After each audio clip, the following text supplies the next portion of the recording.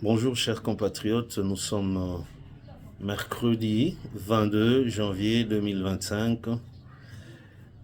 Situation de l'Est toujours. La République démocratique du Congo doit penser sérieusement et dans les moindres détails. Est-ce que la signature du président de la République est-elle suffisamment protégée? Parce que nous pensons que, au regard de tout ce qui se fait, en tout cas, cette signature n'est pas du tout protégée. Et qui devrait la protéger?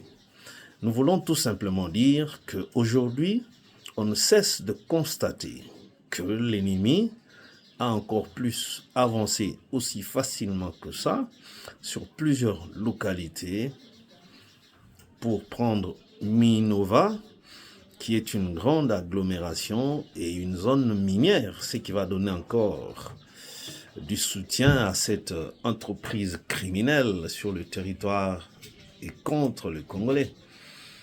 Alors, notre problématique se résout à ce stade-là, c'est-à-dire, nous pensons que tous ces officiers supérieurs de nationalité rwandaise qui ont encore récemment été nommés à la signature du président de la République en tant que commandant suprême des forces armées, à différents postes ou différentes responsabilités militaires, surtout de commandement, dans différentes zones. Voilà qu'aujourd'hui, le fameux colonel rwandais qui était commandant dans l'axe Bwirimana, Minova, ainsi de suite, eh bien, ça nous fait penser à ce que Bitakwira disait, qu'un Tutsi ne peut jamais être contre un Tutsi, au bénéfice surtout d'un Bantou. Donc, certaines critiques ont toujours été constructives, mais malheureusement, on semble opposer à cela des sentiments qui n'ont rien à voir avec le patriotisme, plutôt des sentiments pour dire non, c'est la haine, ou X dit ça parce qu'il n'est pas à la mangeoire, et ainsi de suite. Or, dans tout ce que les gens disent, en termes de critique, il y a toujours des vérités ou des éléments nécessaires qui puissent concourir à une bonne prise de décision. Comment comprendre que tous ces gens-là, de nationalité douteuse, dont les noms ont été soumis à la signature du président de la République pour réoccuper encore des postes de commandement dans des zones d'opération, pendant que nous sommes en guerre, nous sommes menacés par le Rwanda, pour ne pas dire les Tutsis. Qu'est-ce que nous voulons, nous, à notre entendement? Comment nous pensons que la signature du chef de l'État doit être protégée? C'est-à-dire, avant de telles nominations, sinon des nominations de si haute portée en plus, il aurait fallu que les services de renseignement, tant militaires que renseignements généraux, puissent faire des fiches signalétiques au sujet de chaque individu qui était prétendu être nommé. Donc, avant que le président n'appose sa signature, qu'il lui soit remis personnellement des fiches signalétiques sur chaque personne concernée. C'est-à-dire avec tous les détails possibles. Recourir même au parquet, au casier judiciaire, pour avoir de plus amples informations quant à ces personnes-là, y compris la DGM, qui devrait avoir aussi des traces de tous ces individus-là. À quel moment sont-ils arrivés au Congo?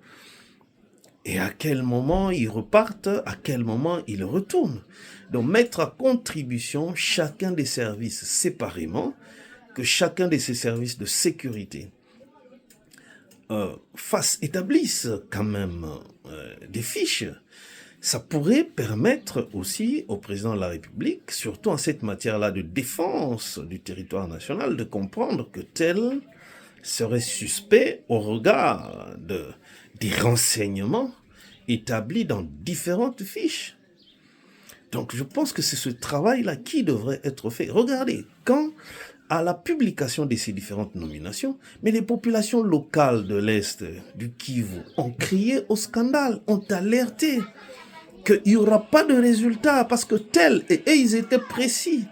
Ils citent même des noms, mais malheureusement, on semble ne pas comprendre. On se dit, ce sont des manipulations. Oh non, donc c'est comme si le Congolais n'a pas le droit de réfléchir parce qu'il n'est pas responsable ça et là. Mais non.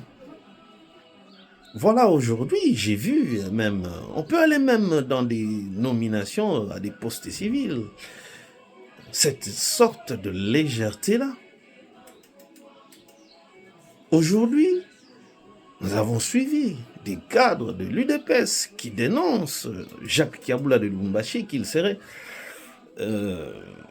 en train de travailler contre Félix. Mais quand certains d'entre vous, des combattants, ont crié haut et fort que le secrétaire général de l'UDPS, Augustin Kabouya, procédait à des tickets lors à présenter à l'Union Sacrée ou au président de la République pour le compte de l'Union Sacrée, à l'avènement, à l'approche des élections provinciales, c'est-à-dire pour les gouverneurs, qui le faisaient pour ses propres intérêts et non pour la nation.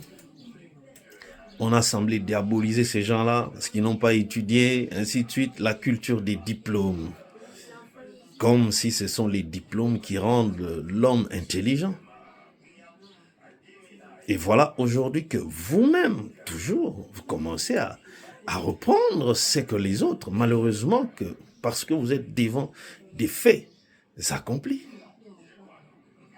Donc nous pensons qu'il y a un sérieux problème. Minova et plusieurs autres localités sont tombées.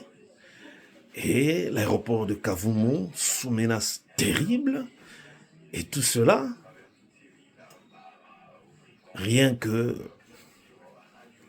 au regard de différentes trahisons, qui ne sont que les conséquences de ces dernières nominations qui n'ont pas été précédées par un travail de fond en termes de renseignements sur les personnes à promouvoir. Voilà, alors là, c'est trop dangereux si on doit continuer à nommer des gens comme ça à des postes stratégiques.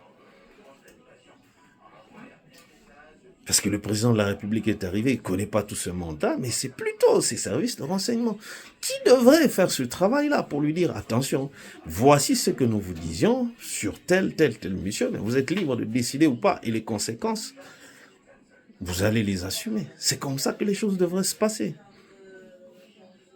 Alors on se demande si tel en était le cas, ou bien c'était vaille que vaille. Et tout cela risque de démoraliser les FARDC qui ont la volonté de travailler. À certains endroits, on apprend que ces mêmes commandants-là en ont fait tuer des Congolais en uniforme. Ça fait très mal au cœur de parler de ce genre de choses. Mais sinon, nous pensons que ce message devrait être pris en compte, c'est-à-dire que le travail de fond soit fait avant de nommer des gens à différents postes de responsabilité. Pour comprendre un peu, est-ce que ce monsieur a le profil de rendre des services que l'on attend de lui au regard des responsabilités qu'on lui confère désormais? Ça pourra nous épargner de tout le temps commencer à crier trahison, trahison. Mais si on ne sait pas prendre des dispositions pour ne pas en arriver là, donc là, on a une certaine légèreté dans la conduite des choses, dans la gestion d'une situation aussi délicate que ça.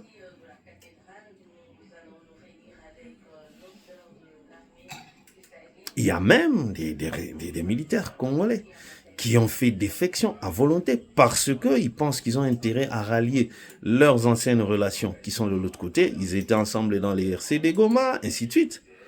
Les Bernard Biamou, à ce que l'on sache, il n'est pas rwandais. C'est un Congolais originaire de l'Est. Un Congolais. Mais écoutez, mais quel est son état d'esprit? Pourtant, il était condamné ici en Ndolo par Joseph Kabila à l'époque. Et voilà qu'il y a des Congolais malins qui ne se sont plus à convaincre le président Félix de libérer ce genre de personnes, comme si c'est lui qui les a fait.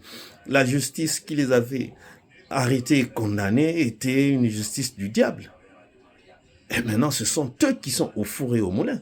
C'est toujours lui qui est maintenant, après Masisi Centre, il est maintenant à Minova. Et Masisi Centre n'est jamais été récupéré par les FARDC jusque ce jour. Maintenant, ils sont à Minova. Ils ont traversé plusieurs localités. Et à l'entretemps, on asphyxie Goma. Parce que les vivres, même la braise à Goma, ça passe par Minova.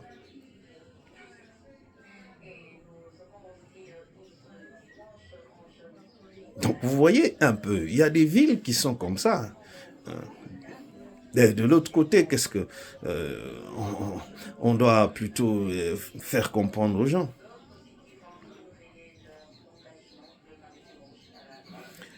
Donc la ville de Goma devient de plus en plus encerclée. C'est un danger, parce que ceux qui sont là-bas risquent de se fatiguer en manquant alors de tout ce qui est élémentaire. Et comment alors ils vont réagir, ils vont combattre? Et de l'autre côté, on brouille par GPS et les avions ont des difficultés à atterrir en toute sécurité. Et tout cela. Donc voilà ce que on a eu à relever pour ce jour. Que le gouvernement s'assume et prenne des dispositions appropriées. Sinon, quand maintenant la guerre n'est plus sur une seule province, mais bel et bien sur une deuxième province, le Sud Kivu. Avec tous les risques, si on continue à gérer cette situation de cette façon, eh bien, la province, une troisième province, la Grande Orientale, risque d'être touchée sous peu. Et à l'entretemps, on est concentré dans cette histoire de constitution. Que Dieu bénisse la RDC.